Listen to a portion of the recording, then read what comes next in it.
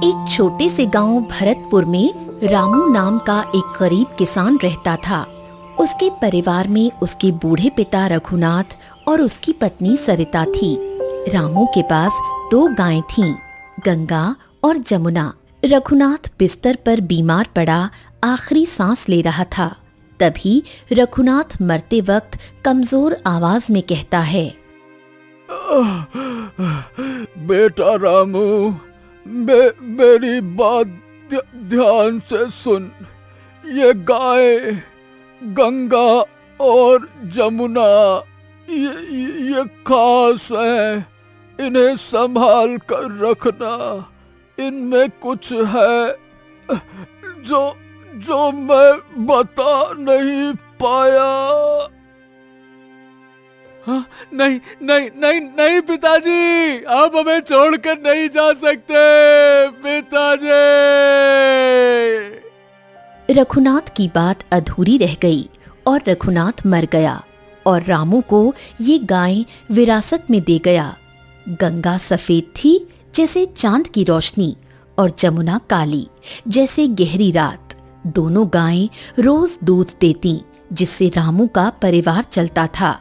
तभी हीरालाल मन में सोचता है, ये रघुनाथ क्या मर गया? इसकी गायों ने तो बहुत सारा दूध देना शुरू कर दिया। रामू का पड़ोसी हीरालाल एक चालाक और ईर्ष्यालु इंसान था। उसकी पत्नी माया भी उसी की तरह कपटी थी। हीरालाल के पास 3 गायें थीं, काली, भूरी और लाल, लेकिन उसे रामू की गायों से जलन होती थी। हीरालाल जलन की भावना से माया से बोला, देख माया, रघु की गायें हर मौसम में ढेर सारा दूध देती हैं और ऐसा लगता है कि इसकी कामयाबी हमारे ऊपर हंस रही है और मुझसे ये बर्दाश्त नहीं होता। हाँ जी, और अगर उसकी गायें न रहती तो सारा गांव हमारे दूध पर निर्भर रहता। फिर हम कितने अमीर होते। क्यों न कुछ ऐसा किया जाए कि सांप भी मर जाए और लाठी भी ना टूटे। पर हम करेंगे क्या जी? अरे भाग्यवान, तुम इतना ना सोचो, मुझ पर छोड़ दो। मैं अपने मित्र कालू से मिलकर आता हूँ।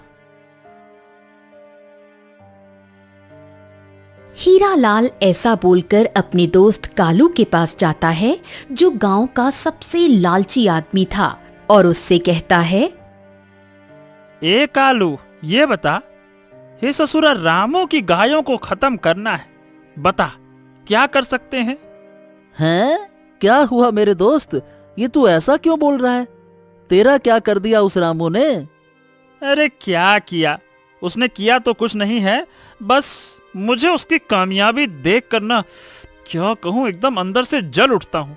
देखा नहीं जाता। तू तो बस मेरा काम कर। तू बता, तू जो बोलेगा वो मैं तुझे दूंगा। बस मेरा काम कर तू। कालू आंखों को सिकोड़ते हुए कहता है, चिंता मत कर हीरा, एक काम करते हैं, हम दोनों रात में गौशाला में घुसेंगे, थोड़ा सा जहरीला चारा डाल देंगे, उसके बाद दोनों गायों का काम तमाम, सुबह तक खत्म। ऐसा क्या? हाँ ठीक है, चलो दोस्त, फिर कल मिलते हैं।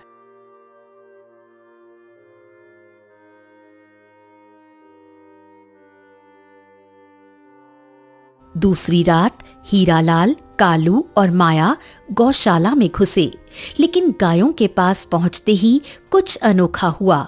गायें बोलने लगीं, जो दूसरों का अहित चाहता है, उसे अपने कर्मों का फल भुगतना पड़ता है।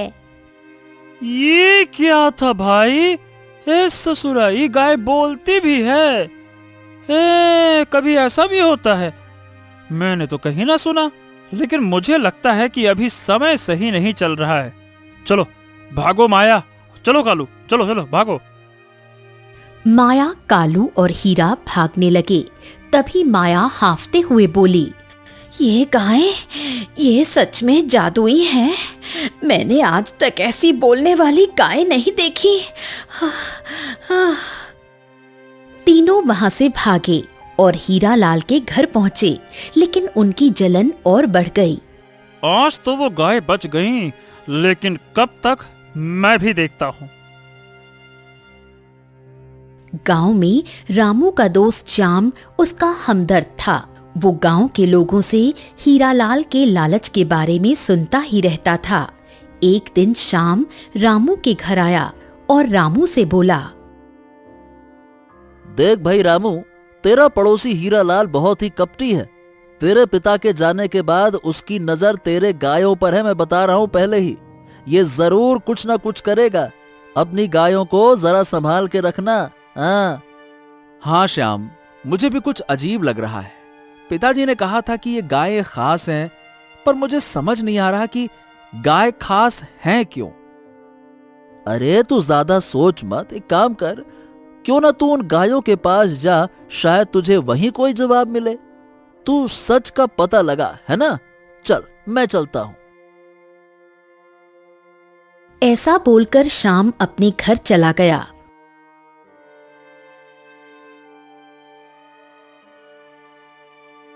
उसी रात रामू गौशाला में जाकर गायों से गंभीर आवाज में कहने लगा, गंगा, अरे ओ जमुना, तुम कौन हो?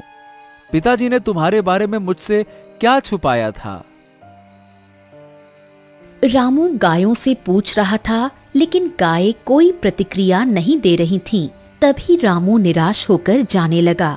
तभी गंगा जमुना परी के रूप में आ गई और बोली, रुको रामू, हम जादुई परियां हैं। तुम्हारे पूर्वजों की सेवा के लिए गाय के रूप में यहाँ हैं। हम तुम्हारी रक्षा करेंगी, लेकिन तब तक जब तक हम जिंदा हैं और जब तक ये राज छुपा रहेगा। हो, तो ये सच था। ठीक है, मैं किसी को नहीं बताऊंगा।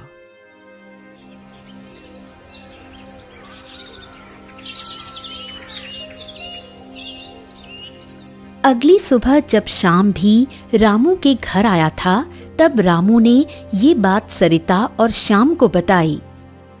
अजी, ये तो चमत्कार है, लेकिन उस लालची हीरालाल को पता चला तो? अरे कुछ नहीं होगा भाभी जी, हम सब मिलकर इनकी हिफाजत करेंगे, आप निश्चिंत रहिए। हाँ। शाम के ऐसा बोलते ही सभी खुश होकर हंसने लगे और इधर हीरालाल और कालू ने आखिरी योजना बनाई।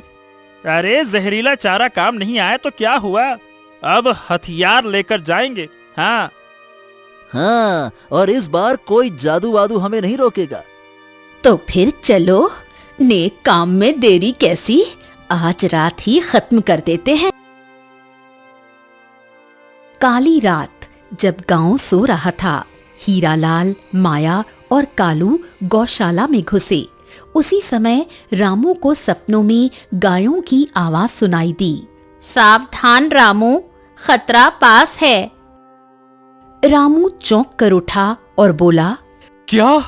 हाँ, मुझे जाना होगा। उधर हीरालाल गायों को मारकर हंसते हुए कहता है, चलो, हो गया काम। अब रामू का क्या होगा? चलो भाग चलते हैं, इससे पहले कि कोई आ जाए। हाँ, चलो चलो चलो चलो। वो तीनों लोग भाग गए। तभी रामू गौशाला की ओर भागा, लेकिन तब तक देर हो चुकी थी। हीरालाल और कालू ने गंगा और जमुना को मार डाला। लेकिन तभी गायों के शरीर से रोशनी निकली और दो परियां आसमान में उड़ी। हमारा समय यहाँ खत्म हुआ रामू, लेकिन जो हुआ उसके लिए न्याय होगा। रामू रोते हुए चिल्ला कर बोला, नहीं गंगा जमुना, नहीं। श्याम और सरिता गौशाला पहुंचे। गांव वाले भी रोशनी देखकर जग गए। रामू, ये क्या हुआ? सरिता रोते हुए बोली, हमारी गाय वो परियां थी।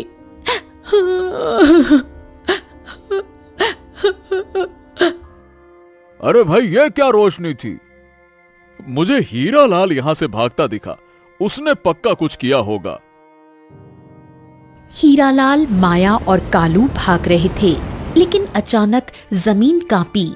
अरे अरे ये क्या हो रहा है? अरे हमें कोई रोक रहा है। अरे भैया देखो देखो, ये लोग भाग रहे हैं, पकड़ो इनको, पकड़ो पकड़ो इनको। एक रहस्यमयी शक्ति ने उन्हें रोक दिया। गांव वालों ने उन्हें पकड़ लिया।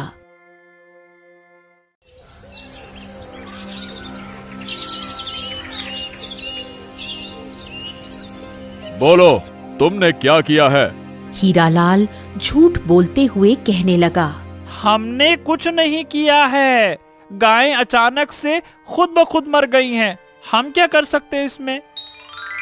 झूठ मत बोलो, तुमने लालच में हमें मारा। अब अपने कर्मों का फल भोगो। अचानक हीरालाल, माया और कालू की आंखों के सामने अंधेरा छा गया। हीरालाल चिल्लाते हुए बोला, अब मुझे कुछ दिखाई नहीं दे रहा। मेरी आंखें, क्या हो गया? नहीं नहीं नहीं, ये कैसा जादू है? मुझे भी कुछ दिखाई नहीं दे रहा। अरे कहाँ हो हीरालाल? कहाँ माया, कहाँ हो तुम? तीनों अंधे हो गए। गांव वाले हैरान थे। तभी श्याम बोला, ये उनके पापों की सजा है रामू। हाँ, इनको तो सजा मिल गई, लेकिन मेरी गाय बेचारी गंगा और जमुना, वो चली गईं। गंगा और जमुना के मरने के बाद गांव में एक अजीब सन्नाटा छा गया। हीरालाल, माया और कालू अंधे हो चुके थे और गांव वालों ने उन्हें उनके घरों में कैद कर दिया। लेकिन रामू का मन उदास था।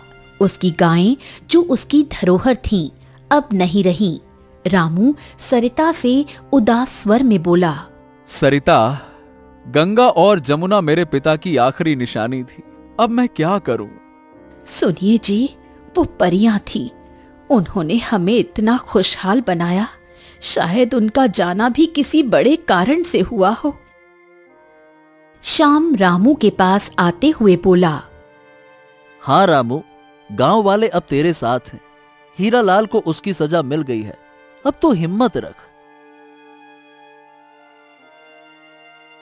ऐसा बोल श्याम भी घर चला गया।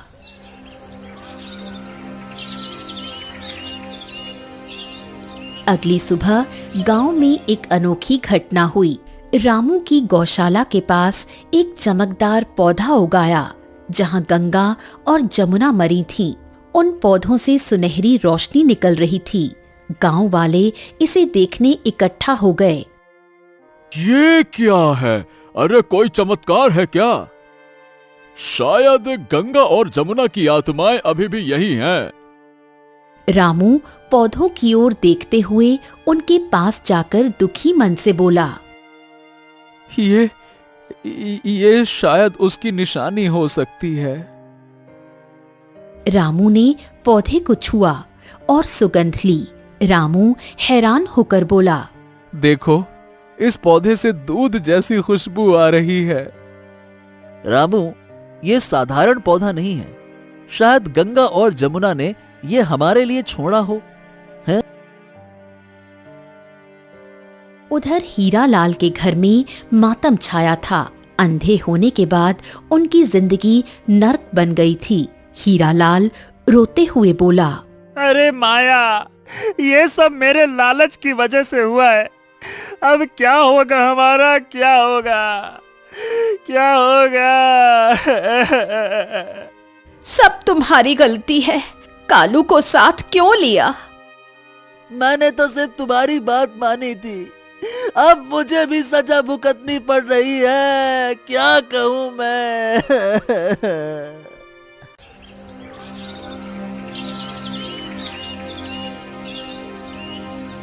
कुछ दिन बाद रामू ने देखा कि वो चमकदार पौधा बड़ा हो गया था। उसमें अब छोटे छोटे फल लगे थे, जो दूध की तरह सफेद थे। रामू ने एक फल तोड़ा और उसे चखा। सरिता, श्याम, ये देखो, ये फल, इसमें दूध का स्वाद है। ऐसा दूध जो गंगा और जमुना देती थी। सच में ये तो चमत्कार है। रामू, लगता है गंगा और जमुना ने हमें ये तोहफा दिया है। अब तेरा परिवार फिर से खुशहाल होगा। हाँ। रामू ने उन फलों को गांव वालों में बांटना शुरू किया। हर कोई हैरान था कि एक छोटा सा पौधा इतना दूध जैसा रस दे सकता है। गांव में फिर से खुशियां लौट आईं।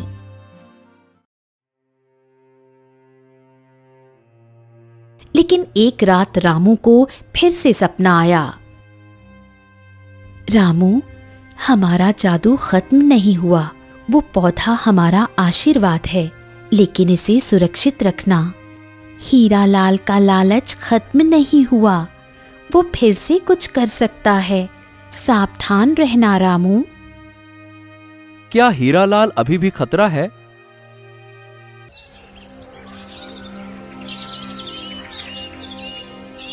रामू ने सुबह शाम को ये बात बताई। हीरालाल वैसे तो अंधा हो गया है, लेकिन उसका दिमाग तो काम करता है ना। फिर भी हमें चौकन्ना रहना होगा रामू। हाँ, मैं उस पौधे की रखवाली करूंगा। ये मेरी गायों की आखिरी निशानी है। हाँ। इधर हीरालाल के घर में एक नई साजिश चल रही थी। भले ही वो अंधा था, लेकिन उसने एक गांव के लड़के को पैसे का लालच देकर अपने पास बुलाया। सुन छोटू, एक काम कर बेटा, रामू के गौशाले के पास एक पौधा है, जा जा बेटा, उसे उखाड़ कर जला दे। जो मांगेगा वो दूंगा, जा। लेकिन हीरालाल चाचा, गांव वाले कहते हैं वो पौधा जादुई है। जादू वादू कुछ नहीं, तू बस हमारी बात मान, तुझे ढेर सारे पैसे मिलेंगे। छोटू ने पैसे के लालच में हाँ कर दी।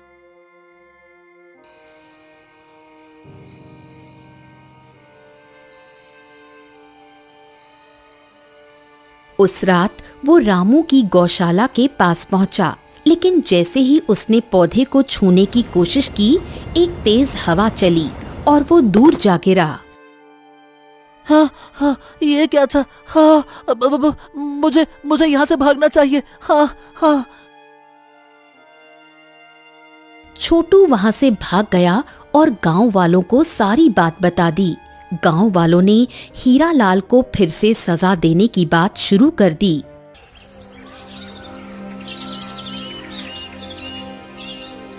हीरालाल, तू सुधरेगा नहीं। अब तुझे गांव से निकालना ही ठीक है। नहीं नहीं नहीं नहीं नहीं, मुझे माफ कर दीजिए। मैं अंधा हूँ। मैं कहाँ जाऊंगा? मैं थोड़ा मेरे बारे में सोचिए। सरपंच गांव वालों से बोला।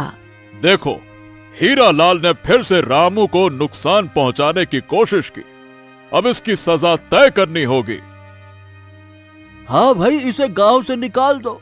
ये अंधा होकर भी शांति नहीं छोड़ रहा है। ये नहीं कि शांति से घर बैठे। लेकिन इसकी पत्नी और कालू का क्या? वो भी तो इसमें शामिल हैं। रामू चुपचाप सब सुन रहा था। उसे गुस्सा भी था, लेकिन वो चाहता था कि गांव में अब शांति रहे। तभी रामू सरपंच से बोला। सरपंच जी, मुझे किसी भी तरह का बदला नहीं चाहिए, लेकिन यह पौधा मेरे लिए गंगा और जमुना की निशानी है। इसे कोई नुकसान न पहुंचाए, बस इतना सुनिश्चित कर दीजिए। ठीक है रामू, तुम्हारे कहने पर मैं इसे अभी माफ कर रहा हूं, लेकिन आगे अगर कुछ हुआ तो उसकी जिम्मेदारी तुम्हारी होगी। ठीक है रामू, हम सब मिलकर इसकी हिफाजत भी करेंगे, इस पौधे की। ठीक है ना? हाँ ठीक है सरपंच जी। ऐसा कहकर सब अपने घर चले गए। हीरालाल के घर में माहौल गर्म था। छोटू के नाकाम होने से हीरालाल का गुस्सा 7वें आसमान पर था। ये छोटू तो निकम्मा निकला मेरे घर से। अब क्या करेंगे? अब क्या करेंगे? तुम्हारी योजनाएं भी बेकार हैं। अब अगर कुछ किया तो गांव वाले हमें गांव से निकाल देंगे। मुझे तो लगता है कि वो पौधा भी जादुई है। हमें उससे दूर रहना चाहिए। अरे तुम लोग फिर से वही जादू बादू। मैं हारा नहीं हूं, एक आखिरी दांव खेलूंगा मैं। हीरालाल ने अपने भतीजे को, जो पास के गांव में रहता था, एक चिट्ठी भेजी। उसका भतीजा मंगल एक ताकतवर और लालची आदमी था। चिट्ठी मिलते ही मंगल चिट्ठी पढ़ता है। मंगल मेरे पास आ, रामू का वो जादुई पौधा उखाड़ दे, उसके बदले तुझे जो चाहिए वो दूंगा।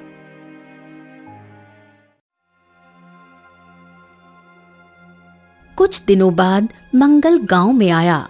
वो लंबा चौड़ा डरावना दिखने वाला आदमी था। गांव वालों को उसकी मौजूदगी से शक हुआ। शाम को पता चला। वो तुरंत रामू के घर गया और रामू से पूछा, रामू, ये मंगल कौन है? मुझे लगता है कि हीरालाल ने इसे बुलाया है। हाँ श्याम, हमें सावधान रहना होगा। वो पौधा अब मेरी जिंदगी का अहम हिस्सा है। वो सुनिए जी, क्या हम गांव वालों को बता दें कि मंगल खतरा हो सकता है? हाँ, ये ठीक रहेगा। रामू ने गांव वालों को इकट्ठा किया और सबको चेतावनी दी। सुनो सब, मंगल हीरालाल का भतीजा है। शायद वो हमारे पौधे को नुकसान पहुंचाने आया हो। हमें मिलकर इसे बचाना है।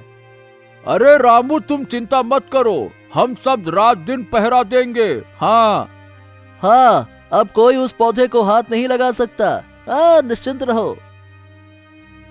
गांव वालों के बीच बातें हुई और सभी अपने घर चले गए।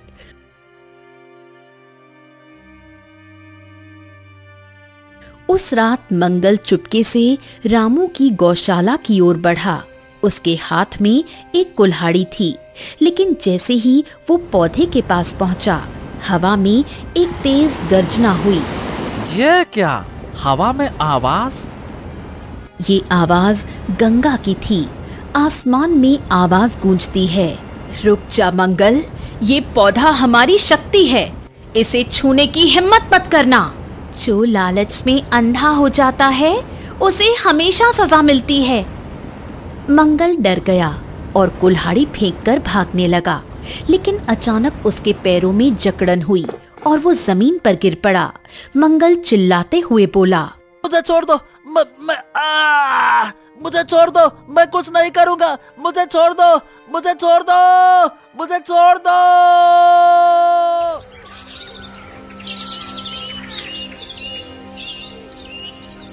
सुबह तक वो वहीं पड़ा रहा और चिल्लाता रहा, मैं कुछ नहीं करूंगा, मुझे छोड़ दो, मुझे छोड़ दो, मुझे छोड़ दो।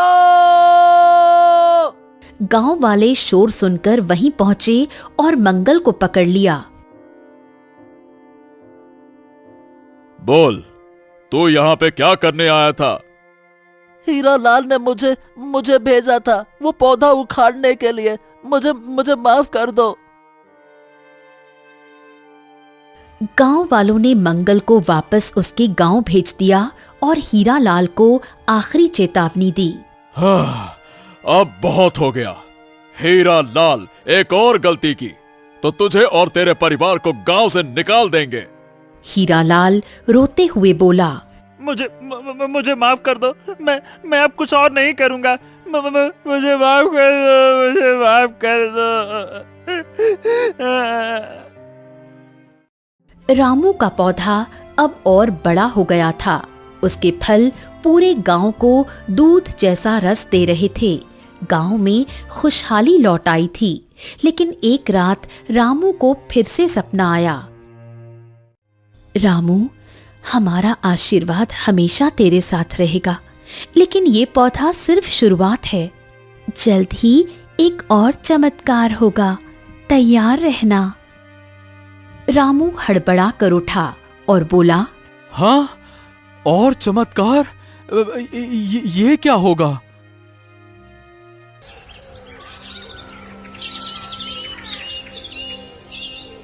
अगली सुबह रामू गौशाला गया। उसने देखा कि पौधे के पास दो छोटे पौधे और उगाए थे, एक सफेद और एक काला। ये गंगा और जमुना की तरह है। श्याम हैरानी से बोला, रामू, लगता है कि उनकी शक्ति फिर से लौट रही है। हमारा परिवार फिर से पूरा हो गया। 2 नए पौधों के उगने से रामू का दिल खुशी से भर गया। एक पौधा सफेद था जैसे गंगा और दूसरा काला जैसे जमुना। गांव वालों में भी उत्साह था। हर कोई इसे गंगा और जमुना की वापसी मान रहा था। देख सरिता, ये पौधे ठीक वैसे ही हैं जैसे गंगा और जमुना। शायद उनकी आत्माएं फिर से हमारे पास आई हैं। हाँ, तुम सही कह रहे हो। ये हमारे लिए उनका आशीर्वाद है। अब हमारा घर फिर से पूरा हो गया। रामू, ये कोई साधारण बात नहीं। इन पौधों में भी वही जादू हो सकता है। हमें इन्हें संभाल कर रखना होगा, है ना? रामू ने दोनों पौधों को पानी दिया और उनकी देखभाल शुरू कर दी। रामू पौधों को पानी देते हुए, तुम दोनों पौधे मेरे गंगा और जमुना की निशानी हो। मैं तुम्हें कुछ नहीं होने दूंगा। अब मैं उनको तो नहीं बचा पाया, पर तुम्हें मैं सारी बुरी नजरों से सुरक्षित रखूंगा। हाँ। उधर हीरा लाल के घर में सन्नाटा था। मंगल के नाकाम होने और गांव वालों की चेतावनी के बाद वो टूट चुका था, लेकिन उसका लालच अभी भी जिंदा था। तभी हीरा लाल अपनी पत्नी से बोला, माया माया माया, ये ससुर मंगल भी हार गया, लेकिन मैं हार नहीं मानूंगा। वो पौधे रामू की ताकत है ना, तो उन्हें खत्म करना होगा। हीरा लाल, अब बहुत हो गया। हम अंधे हैं, बेबस हैं। क्या अभी भी लालच नहीं छोड़ेंगे? माया सही कह रही है हीरा लाल। तेरे चक्कर में हम भी बर्बाद हो गए। अब चुपचाप जीने दे बची कुची जिंदगी। क्यों परेशान कर रहा है? नहीं, मैं रामू को जीतते देख ही नहीं सकता। एक बार आखिरी कोशिश और करूंगा। हाँ। हीरा लाल ने अपने पुराने दोस्त को याद किया, जो जंगल में रहता था और जड़ी बूटियों का जानकार था। उसका नाम था भैरू। हीरा लाल ने किसी तरह उसे संदेश भिजवाया। संदेश को भैरू पढ़ता है। भैरू, मेरे पास आ। एक पौधे को खत्म करने के लिए तेरी जड़ी बूटी चाहिए। बदले में जो मांगेगा वो दूंगा।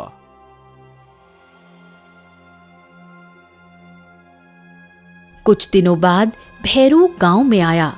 वो एक रहस्यमयी आदमी था, जिसके पास एक छोटी थैली थी जिसमें जहरीली जड़ी बूटियां भरी थीं।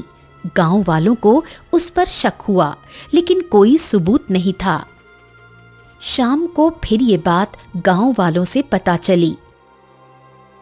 वो तुरंत रामू के घर गया और उससे पूछने लगा, रामू, अब ये भेरू कौन है? मुझे लगता है कि ये हीरा लाल की नई चाल है। वो हार नहीं मान रहा है। ओहो, अब कोई भी आए श्याम, हमें सावधान रहना होगा। हमें रात को खुद गौशाला में पहरा देना होगा। सुनिए जी, आप वहां अकेले मत रहना। मैं और श्याम भी आपके साथ रहेंगे। उस रात रामू, श्याम और सरिता गौशाला के पास छिपकर पहरा देने लगे। आधी रात को भैरू चुपके से वहां पहुंचा। उसके हाथ में एक छोटी शीशी थी जिसमें जहरीला रस भरा था। बस मैं इस रस को पौधे पर डाल दूंगा। सुबह तक सब खत्म। हीरा लाल का काम हो जाएगा। हाँ। जैसे ही भैरू ने शीशी खोली, हवा में फिर से सनसनाहट हुई। 2 चमकदार आकृतियां प्रकट हुईं, गंगा और जमुना परियों की आकृति। रुक जा भैरू, ये पौधे हमारी शक्ति हैं। इन्हें नुकसान पहुंचाने की तुझे सजा मिलेगी।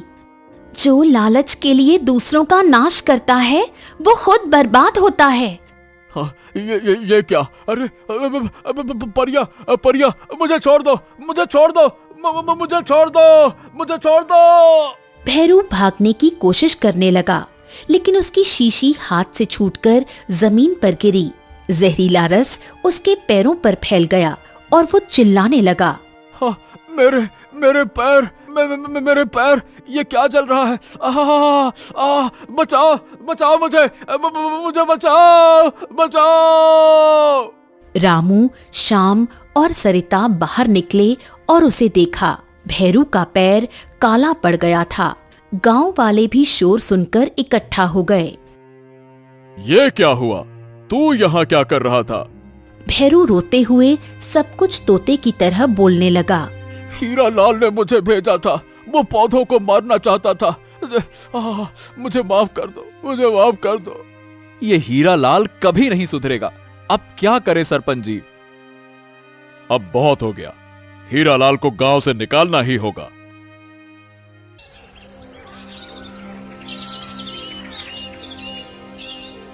अगले दिन गांव वालों ने हीरालाल, माया और कालू को गांव से निकालने का फैसला किया।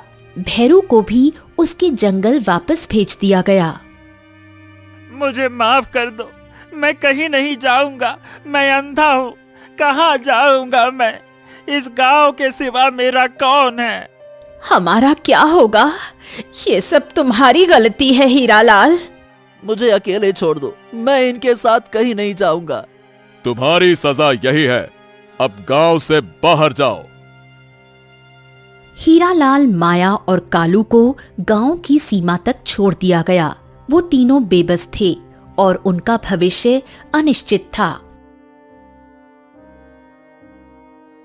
इधर रामू के 2 नए पौधे तेजी से बढ़ रहे थे।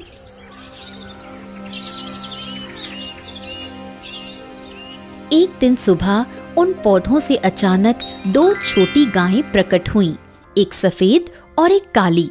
रामू उठा और पेड़ों को पानी देने गया। वो देखकर हैरान हो गया और अपनी पत्नी को चिल्लाते हुए बोला, सरिता, सरिता ये देखो, गंगा और जमुना है, ये वापस आ गई। सरिता! क्या हुआ जी? चिल्ला क्यों रहे हो? सरिता आई और देखकर खुश हो गई। उसने श्याम को भी आवाज लगाई, जो पहले से उसके घर में बैठा था। श्याम, जल्दी आओ, देखो ये कैसा चमत्कार है। हमारा परिवार फिर से पूरा हो गया। देखा रामू, अच्छाई की हमेशा जीत होती है। नई गंगा और जमुना अब रामू के साथ थीं और गांव में खुशहाली छा गई। हाँ, तुम मेरे पास फिर से आ गई। अब मैं तुम्हें कभी नहीं खोऊंगा। हाँ, ये हमारी मेहनत और अच्छाई की जीत है। समय बीतता गया। गंगा और जमुना की देखभाल में रामू, सरिता और श्याम ने कोई कसर नहीं छोड़ी। ये गायें सचमुच जादुई थीं, क्योंकि उनका दूध न सिर्फ स्वादिष्ट था, बल्कि बीमारियों को भी ठीक करता था। ये गांव अब दूर दूर तक मशहूर हो गया। लोग रामू से मिलने, उसकी गायों को देखने आते थे।